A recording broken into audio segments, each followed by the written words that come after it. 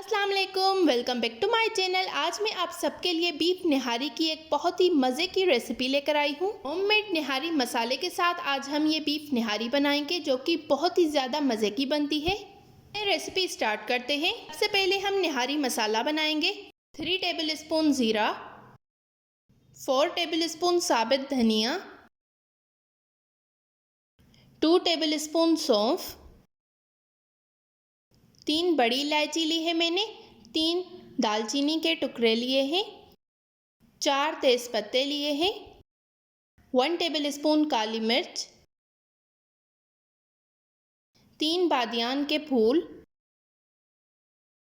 4 pieces ये मैंने पिपली के लिए हैं, 15 छोटी इलायची, 15 लौंग, ये मैंने 20 बड़ी साबित मिर्चें ली हैं।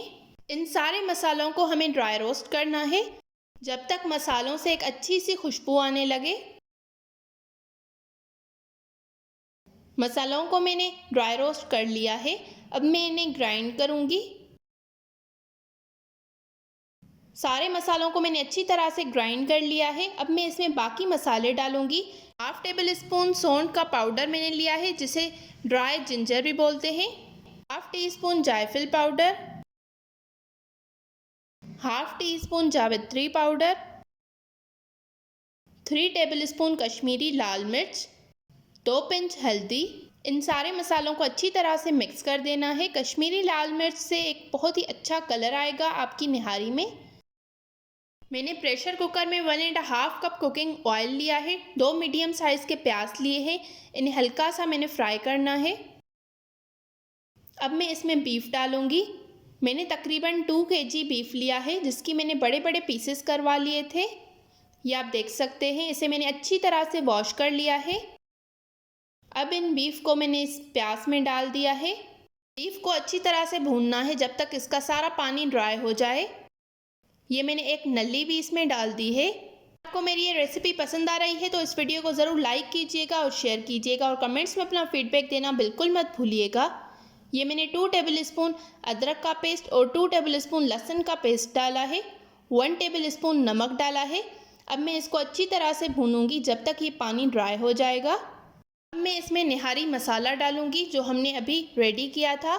ये मैंने 5 टेबल स्पून भरकर निहारी मसाला डाला है। ये सर्विंग स्पून मैं यूज़ कर रही हूँ। अब ये मसाला डालकर मैंने इसको अच्छी तरह से भूनना है।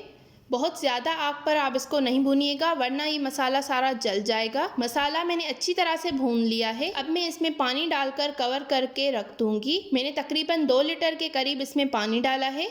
मेरे जो बीफ के पीसेस हैं वो थोड़े बड़े साइज़ के हैं तो मैं इसको 1.5 घंटे के लिए प्रेशर कुक करूँगी। आप अपने मीट के हिसाब से इसे कुक कीजिएगा।